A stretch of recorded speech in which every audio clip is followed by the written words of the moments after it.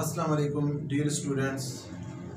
In today lecture number 1 of applied physics, we will discuss some of the basic roots of electromagnetism and history of electromagnetism. तो इस lecture में जो है हम electromagnetism के बारे में पढ़ेंगे कि इलेक्ट्रोमैग्नेटिज्म कहाँ से स्टार्ट हुआ, इसका कंसेप्ट कहाँ से डेवलप हुआ और इलेक्ट्रोमैग्नेटिज्म में हम क्या पढ़ते हैं, इलेक्ट्रोमैग्नेटिज्म में जो है कौन सी फोर्सेस हम डिस्कस करते हैं। तो ग्रीक फिलासफर्स में जो है रूट्स ऑफ इलेक्ट्रोमैग्नेटिज्म पाए जाते थे, यानी उनको भी इस कंसेप्ट का पता था कि इलेक्ट्रोमैग्नेटिज्म जो इलेक्ट्रिसिटी और मैग्नेट का इफेक्ट है, तो ये they are also aware about the effect of electromagnetism because क्योंकि उन्होंने जो है ये एक्सपेरिमेंट किए थे कि if we take a piece of amber, अगर एम्बर का जो है हम एक ग्लास रॉड लें, ठीक है, एम्बर जो है एक ग्लास प्लास्टिक गिलास, जिस तरह प्लास्टिक का शीशा होता है इस तरह की टाइप होती है, मटेरियल होता है जिसको हम क्या कहते हैं, एम्बर कहते हैं। तो अगर हम एम्बर का एक गिलास लें, रॉड लें और उसको हम सिल के साथ क्या करें, रब करें, तो जब हम एम्बर के रॉड को सिल के साथ रब करेंगे, उसको हम धागे के साथ बांध दें, हम एक और जो है एम्बर का पीस लें और उसको भी हम सिल के साथ रब करें, सिल के कपड़े के साथ, तो सिल के यानी रेशमी कपड़े के साथ। तो जब दोनों रॉड को हम धागे के साथ बांध के साथ लटकाएंगे तो they will repel each other, तो वो एक दूसरे को क्या करते थे, रिपेल करते थे। इसी तरह अगर हम एक पीस ऑफ एम्बर लें और उसको वूल के कपड़े के साथ क्या करें, रब करें, तो जब हम उसको वूल के कपड़े के साथ रब करने के बाद उसको हम यहाँ पर धागे के साथ बांध के इस रॉड के साथ लगाएंगे, तो ये दोनों रॉड जो है एक दूसरे को क्या करेंगे, अट्रैक्ट करेंगे। तो इट्स मीन के force of attraction and force of repulsion के बारे में जो है पहले से कंसेप्ट क्लियर था ग्रीक्स का, लेकिन उनको ये पता नहीं था कि ये जो ऑब्जेक्ट्स एक दूसरे को अट्रैक्ट करते हैं या रिपेल करते हैं, ये किस चीज़ की वजह से, किस बेसिक प्रॉपर्टी की वजह से जो है एक दूसरे को अट्रैक्ट या रिपेल करते हैं। तो उनमें ग्रीक्स में ये भी जो है कंसेप्ट पाया जाता था कि एक स्पेशल टाइप ऑफ स्टोन जो है उस जिसको हम मैग्नेट कहते हैं, अब हमने मैग्नेट का नाम दिया, तो वो उनको यहाँ ये कंसेप्ट पाया जाता था कि एक स्पेशल टाइप ऑफ स्टोन जो है ब्लैक स्टोन, उस स्टोन के अंदर भी क्या होती है, फोर्स ऑफ अट्रैक्शन पाई जाती है। उन स्टोन को भी हम अगर आपस में एक दूसरे के साथ रखें तो वो भी एक दूसरे को अट्रैक्ट या रिपेल करते हैं। तो यानी ओल्ड ग्रीक्स में जो है, एंशिएंट ग्रीक्स में ये इलेक्ट्रिसिटी और मैग्नेटिज्म के बारे में कंसेप्ट तो पाया जाता था, लेकिन उनको ये क्लियर नहीं था कि ये फोर्सेस कौन सी हैं या ये किस वजह से इलेक्ट्रिसिटी या मैग्नेटिज्म की फोर्सेस लगती हैं। यानी अगर ये स्टोन है, स्पेशल टाइप ऑफ स्टोन जिसको हम मैग्नेट कहते हैं, वो क्यों एक दूसरे को अट्रैक्ट करते हैं, या जो है ये रॉड एक दूसरे को, एम्बर के रॉड एक दूसरे को रिपेल या अट्रैक्ट क्यों करते हैं। फिर जो है 19वीं सेंचुरी में हांस क्रिश्चियन ओरेस्टेड ने जो है रिलेशन फाउंड किया इलेक्ट्रिसिटी एंड मैग्नेटिज्म में। यानी हांस क्रिश्चियन ओरेस्टेड ने कहा कि अगर हमारे पास एक वायर है एंड इसमें से करंट आई जो है पास कर रहा है, तो जब भी किसी वायर में से करंट पास करता है तो करंट पास करने की वजह से उसके अराउंड हमेशा मैग्नेटिक फील्ड प्रोड्यूस हो जाती है। इट्स मीन कि चेंजिंग इलेक्ट्रिक करंट की वजह से हम मैग्नेटिक फील्ड क्या कर सकते हैं, प्रोड्यूस कर सकते हैं। अगर किसी वायर में से इलेक्ट्रिक करंट चेंज हो रहा है तो चेंज ऑफ इलेक्ट्रिक करंट की वजह से वहां पर क्या चीज़ प्रोड्यूस हो जाती है, मैग्नेटिक फील्ड। और ये कंसेप्ट जो है किसने दिया, हांस क्रिश्चियन ओरेस्टेड ने दिया। अब हांस क्रिश्चियन ओरेस्टेड ने कहा कि इसकी हम जो मैग्नेटिक फील्ड होगी उसकी हम डायरेक्शन जो है राइट हैंड रूल से फाइंड कर सकते हैं। Place thumb along the direction of current and curly finger will show the direction of magnetic field। यानी अगर हम राइट हैंड जो है, राइट हैंड का जो थंब है उसको इलेक्ट्रिक करंट की डायरेक्शन में रखेंगे तो जो हमारी कर्ली फिंगर्स हैं वो डायरेक्शन शो करेगी किस चीज़ की, मैग्नेटिक फील्ड की, क्योंकि मैग्नेटिक फील्ड जो है ये हमेशा सर्कुलर लाइंस में होती है। जब मैग्नेटिक फील्ड सर्कुलर लाइंस में होती है तो इस वजह से मैग्नेटिक फील्ड की वजह से जो वर्क डन है वो हमेशा क्या होता है, जीरो होता है, बिकॉज वर्क का फार्मूला होता है एफ डॉट डी। तो क्लोज पाथ पे जो डिस्प्लेसमेंट है वो क्या होगा, जीरो होगा। तो डिस्प्लेसमेंट जीरो होगा तो फोर्स मल्टीप्लाई बाय जीरो से क्या आ जाएगा, जीरो। तो work done due to magnetic field हमेशा क्या होता है, जीरो होता है। यानी अगर हम कोई चार्ज है उस, फॉर एग्जांपल इलेक्ट्रॉन है, इलेक्ट्रॉन को अगर हम मैग्नेटिक फील्ड के अंदर छोड़ेंगे तो मैग्नेटिक फील्ड जो है उस पर वर्क नहीं करेगी, मीन कि उसकी स्पीड को इंक्रीज या डिक्रीज नहीं कर सकती। जस्ट जो है मैग्नेटिक फील्ड क्या करती है कि पार्टिकल को सर्कुलर पाथ पे ले आती है, पार्टिकल सर्कुलर पाथ पे रोटेट करना शुरू कर देता है। तो इस वजह से हम कहते हैं कि मैग्नेटिक फील्ड की वजह से जो वर्क डन होता है वो हमेशा क्या होता है, जीरो होता है, बिकॉज मैग्नेटिक फील्ड की वजह से फोर्स जो है अप्लाई नहीं होती या डिस्प्लेसमेंट क्या होता है, जीरो होता है, इसलिए वर्क डन टोटल जीरो आएगा।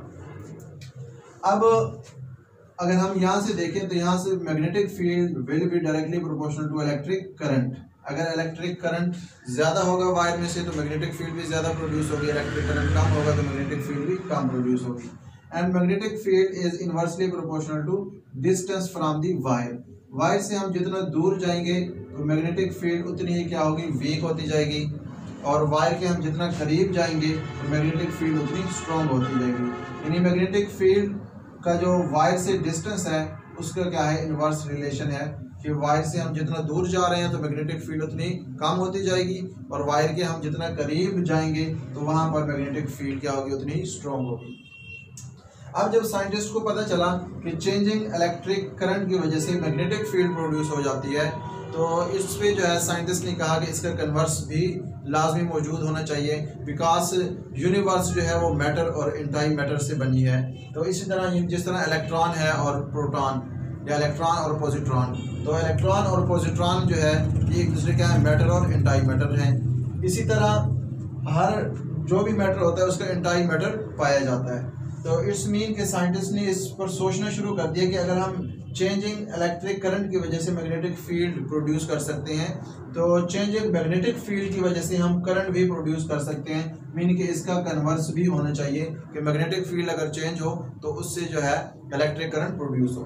तो इसके बारे में फिर माइकल फैराडे ने जो है, माइकल फैराडे ये साइंटिस्ट था, तो इसने जो है थ्योरी दी, इसने एक एक्सपेरिमेंट किया, और इसने एक्सपेरिमेंट ये किया कि दो मैग्नेट्स रखे, नॉर्थ पोल और साउथ पोल।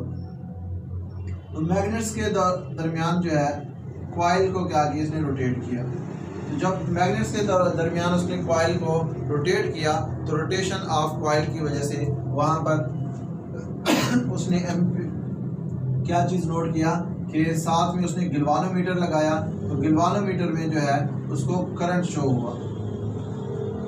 यानी उसने दो मैग्नेट्स लिए, नॉर्थ पोल और south pole. Magnetic field lines जो है वो हमेशा नॉर्थ से साउथ की तरफ होती हैं। तो जब उन दोनों मैग्नेट्स के दरमियान फैराडे ने कॉइल को रोटेट करवाया तो उस कॉइल की रोटेशन की वजह से जो है वहाँ पर क्या चीज़ प्रोड्यूस हुआ, इलेक्ट्रिक करंट। तो इट्स मीन कि अगर चेंजिंग मैग्नेटिक फील्ड हो, मैग्नेटिक फील्ड कहीं पर चेंज हो रही हो, तो चेंजिंग मैग्नेटिक फील्ड की वजह से हम क्या चीज़ प्रोड्यूस कर सकते हैं, इलेक्ट्रिक करंट प्रोड्यूस कर सकते हैं। जिस तरह के हांस क्रिस्टियन ओरेस्टेड ने बताया कि हम चेंजिंग इलेक्ट्रिक करंट की वजह से मैग्नेटिक फील्ड प्रोड्यूस कर सकते हैं, तो इसी तरह हम चेंजिंग मैग्नेटिक फील्ड की वजह से इंड्यूस्ड करंट जो है, करंट इंड्यूस्ड करवा सकते हैं। तो ये कंसेप्ट जो है किसने दिया, फैराडे ने दिया। अब फैराडे ने जो है जस्ट एक्सपेरिमेंट ही किया था, एज एक्सपेरिमेंट उसने बताया कि अगर कहीं पर मैग्नेटिक फील्ड चेंज होती है तो मैग्नेटिक फील्ड चेंज होने की वजह से जो है वहाँ पर इलेक्ट्रिक करंट हम प्रोड्यूस करवा सकते हैं। तो फैराडे के जो आइडियाज़ थे उसको एक्सप्लेन किया क्लार्क मैक्सवेल ने। Clark Maxwell put Faraday's ideas into mathematical form. यानी क्लार्क मैक्सवेल ने जो है जो आइडिया दिया था फैराडे ने कि चेंजिंग मैग्नेटिक फील्ड की वजह से हम इलेक्ट्रिक करंट प्रोड्यूस करा सकते हैं, तो उसकी जितनी भी थ्योरी थी उस थ्योरी को मैथमेटिकल फॉर्म में जो है प्रूफ किया किसने, क्लार्क मैक्सवेल ने, जिसको हम मैक्सवेल इक्वेशंस कहते हैं। और मैक्सवेल इक्वेशंस जो है 4 हैं, 4 मैक्सवेल इक्वेशंस हैं। तो उसमें यानी जो है मैक्सवेल ने प्रूफ, मैथमेटिकली प्रूफ दिया हुआ है कि हम कैसे मैग्नेटिक फील्ड चेंज करके जो है इलेक्ट्रिक करंट प्रोड्यूस करवा सकते हैं। अब charge, what is charge? Charge is the basic property of a material due to which it attract और रिपेल्स अदर बॉडीज। यानी चार्ज जो है ये किसी भी मटेरियल की बेसिक प्रॉपर्टी है जिसकी वजह से जो है वो बाकी मटेरियल्स को अट्रैक्ट या रिपेल कर सकता है। तो उस प्रॉपर्टी को हम क्या कहते हैं, चार्ज। अब types of charge, there are two types of charges. एक जो है हमारे पास पॉजिटिव चार्ज होते हैं और एक नेगेटिव चार्जेस होते हैं। तो चार्जेस की जो है टाइप्स कितनी होती हैं, दो, positive charge and negative charge. Like charges जो है, लाइक चार्जेस क्या करते हैं, repel each other. Like charges एक दूसरे को रिपेल करते हैं and unlike charges attract each other.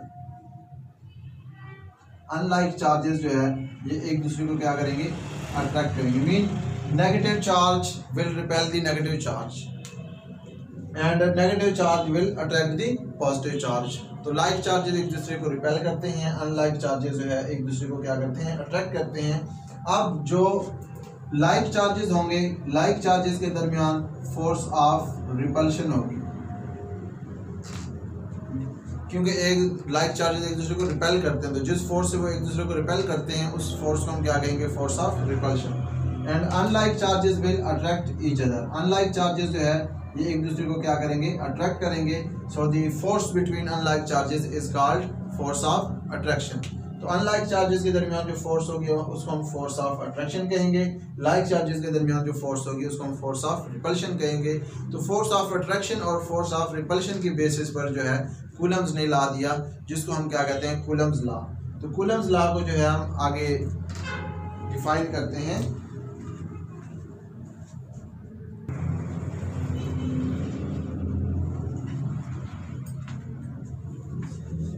Now we will discuss Coulomb law. Let us consider two charges Q1 and Q2. अब चार्जेस Q1 और Q2 के दरमियान दो ही पॉसिबिलिटीज हो सकती हैं कि दे मे बी लाइक चार्जेस और अनलाइक चार्जेस। अगर ये लाइक चार्जेस होंगे तो एक दूसरे को रिपेल करेंगे, अनलाइक चार्जेस होंगे तो एक दूसरे को अट्रैक्ट करेंगे। तो let the force of attraction और रिपल्शन बिटवीन टू चार्जेस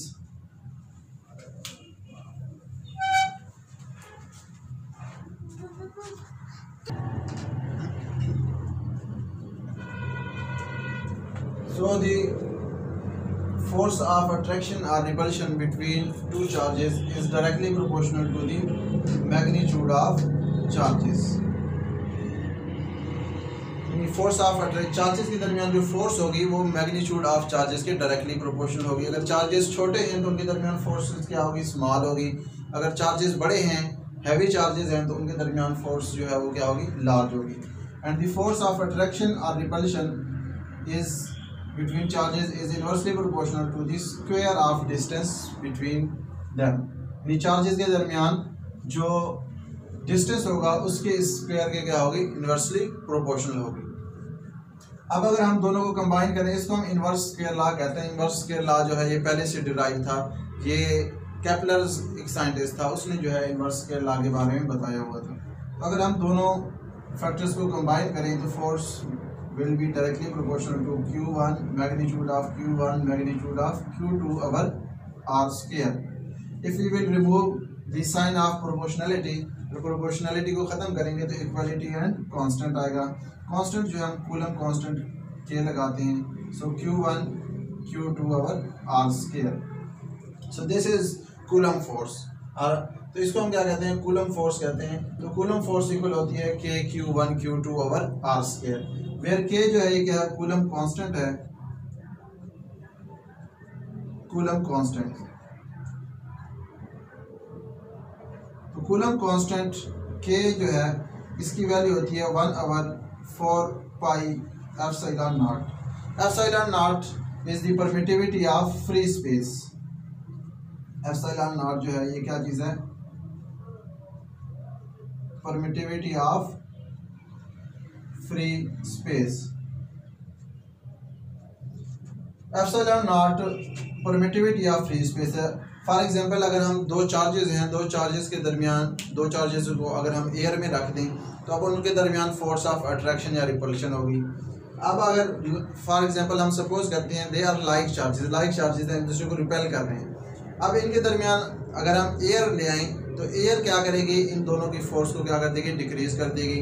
अगर एयर की बजाय हम इन दोनों के दरमियान वुड रख दें या प्लास्टिक रख दें तो इनकी फोर्स मजीद डिक्रीज हो जाएगी। जस्ट लाइक जब दो वायर्स, लाइव वायर्स हैं, उनको अगर हम प्लास्टिक या टेप लगा देते हैं तो वो दोनों वायर्स क्या हो जाती हैं, सेपरेट हो जाती हैं। इट्स मीन उनके दरमियान जो स्पार्क के चांसेस थे वो क्या हो जाते हैं, कम हो जाते हैं, बिकॉज उनके दरमियान जो फोर्स ऑफ अट्रैक्शन थी उसको हमने क्या कर दिया, टेप लगा के उस फोर्स को हमने रिड्यूस कर दिया। तो जब भी हम चार्जेस के दरमियान कोई मीडियम रखते हैं, इंसुलेटर मीडियम, चाहे वो प्लास्टिक हो, वुड हो, बीका हो, तो उससे फोर्स क्या हो जाती है, डिक्रीज हो जाती है। तो जो मीडियम हम रखते हैं जिसकी वजह से फोर्स डिक्रीज होती है उसको हम क्या कहते हैं, परमिटिविटी। अब एप्सिलॉन नॉट जो है ये क्या चीज़ है, परमिटिविटी ऑफ फ्री स्पेस है, यानी जब चार्जेस के दरमियान जो है कोई भी चीज़ ना हो। और permittivity of free space epsilon naught की वैल्यू होती है 8.85 मल्टीप्लाई बाय 10⁻⁻12 पर न्यूटन पर metre square and coulomb square, ये एप्सिलॉन नॉट की वैल्यू होती है। अब जो 4 पाई है, 4 पाई कूलम ने क्यों लगाया, बिकॉज ये suppose the charges are spherical shape, उसने कहा कि चार्जेस स्फेरिकल शेप में है, तो स्फेरिकल शेप के लिए जब भी हम कांस्टेंट लगाते हैं तो उसमें हम 2 पाई या 4 पाई लगाते हैं, इसलिए जो है 4 पाई लगाए। ये चार्जेस स्फेरिकल शेप में है, तो अब चार्जेस स्फेरिकल शेप में हम बेसिक कांस्टेंट में हम क्या लगाते हैं, फिर 4 पाई या 2 पाई लगाते हैं। अब कूलम कांस्टेंट के की जो वैल्यू है, अगर हम एप्सिलॉन नॉट की वैल्यू पुट करें, 4 पाई की वैल्यू को सॉल्व करें तो इसकी वैल्यू आती है 9×10⁹ न्यूटन मीटर स्क्वायर पर कूलम स्क्वायर। विकास के को हम इधर छोड़ेंगे, ये सारी वैल्यूज इधर ले जाएंगे, तो फोर्स की यूनिट न्यूटन, इधर आर आएगा मीटर स्क्वायर और चार्ज की यूनिट होता है पर कूलम स्क्वायर, तो पर कूलम स्क्वायर आ जाएगा। तो न्यूटन मीटर स्क्वायर पर कूलम स्क्वायर ये के की यूनिट, और के और epsilon naught permittivity of free space इनके क्या है, इन्वर्स रिलेशन है। इन्वर्स रिलेशन होने की वजह से जो कूलम कांस्टेंट के यूनिट आएंगे, जो एप्सिलॉन की यूनिट है वो उसके इन्वर्स आएंगे। जैसा यहाँ पर न्यूटन था, यहाँ पर क्या है पर न्यूटन, मीटर स्क्वायर है, यहाँ पर क्या आएगा पर मीटर स्क्वायर, यहाँ पर कूलम स्क्वायर था तो उसको हमने उलट करके कूलम स्क्वायर लिख दिया। तो कूलम कांस्टेंट के और एप्सिलॉन नॉट जो है permittivity of free space, they have inverse unit, इनके जो यूनिट हैं वो एक दूसरे क्या होंगे, उलट होंगे। अब जो कूलम कांस्टेंट के है, कूलम कांस्टेंट के depends upon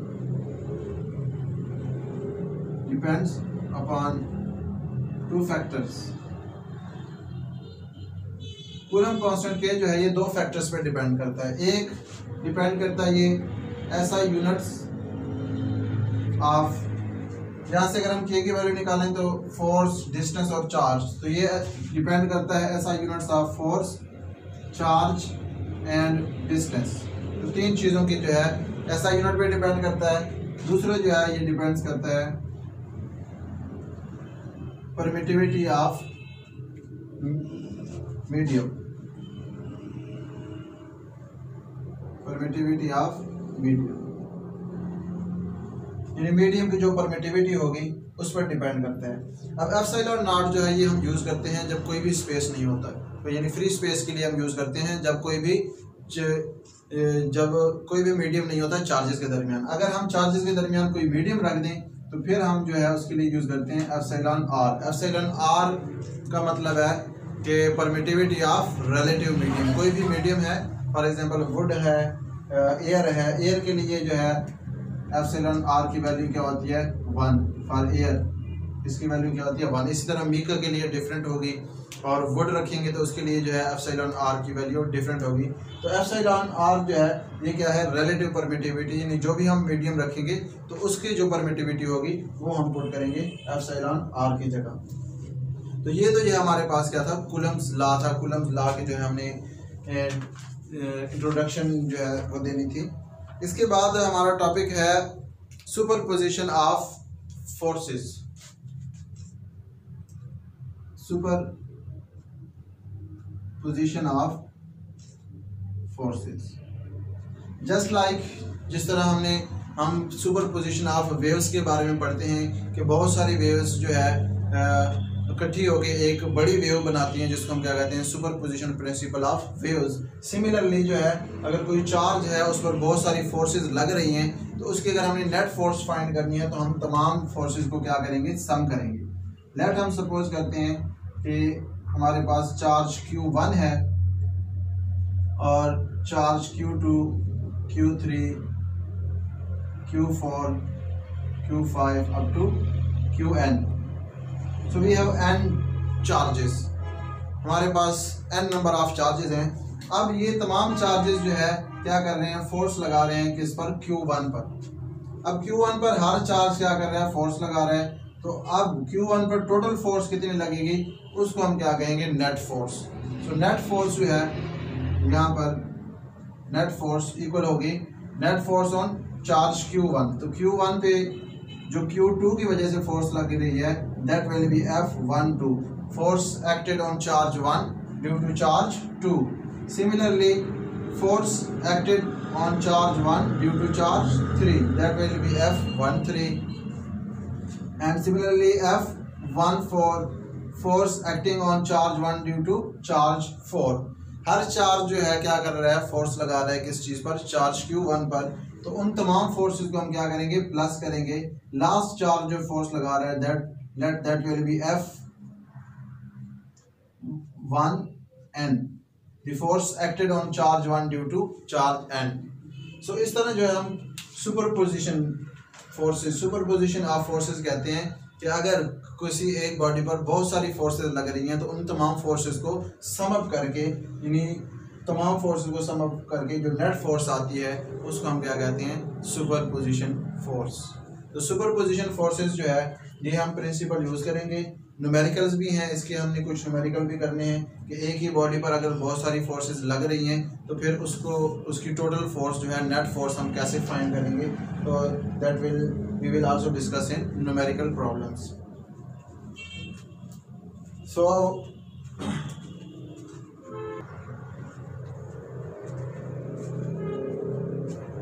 now we will discuss the conservation of charge. यानी टोटल चार्ज जो है किसी भी बॉडी पे वो क्या रहता है, कंजर्व रहता है. कोई भी आइसोलेटेड सिस्टम है वहाँ पर जो टोटल चार्ज होगा वो क्या होगा, कंजर्व होगा. The net electric charge on an isolated system is always conserve.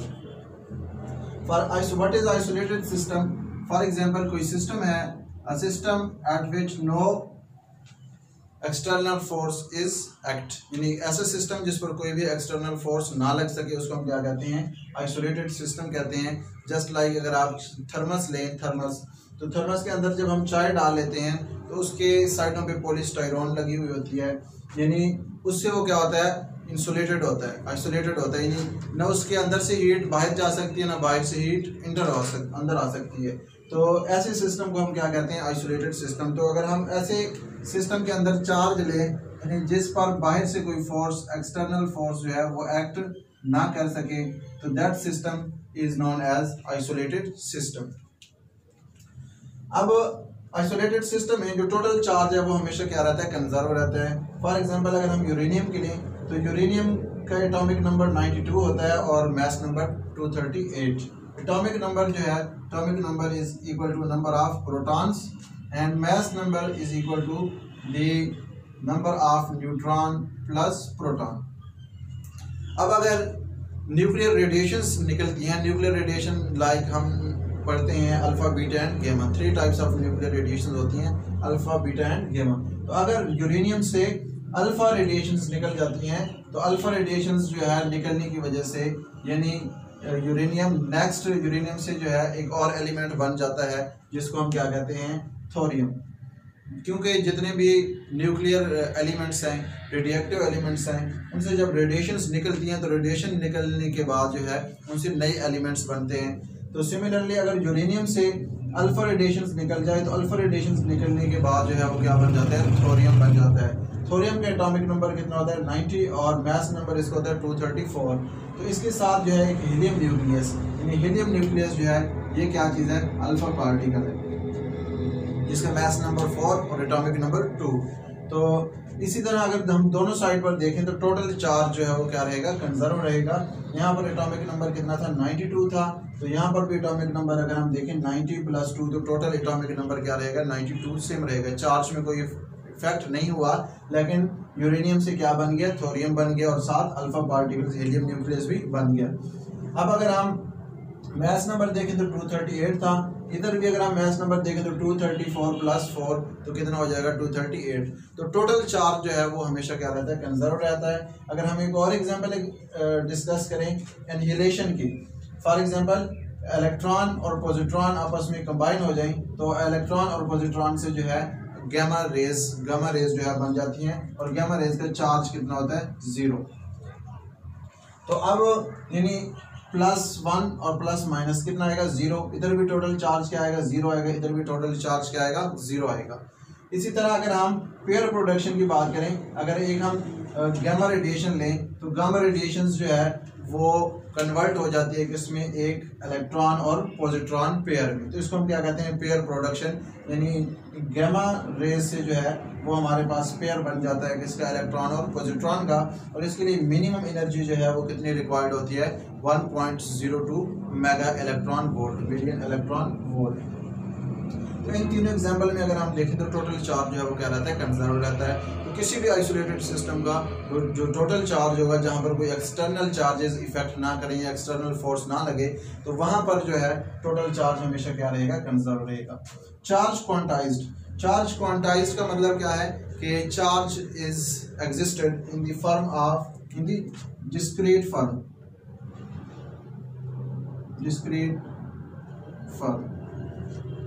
सबसे पहले बेंजामिन फ्रैंकलिन ने जो है बताया था कि उसने इमेजिन किया कि charges are moves like a continuous fluid. जिस तरह फ्लूइड मूव करते हैं, फ्लूइड्स हम किस चीज़ को कहते हैं, anything which can flow is known as fluid. तो गैसेज एंड लिक्विड्स जो हैं ये क्या चीज़ें, फ्लूइड हैं, ये फ्लो करते हैं।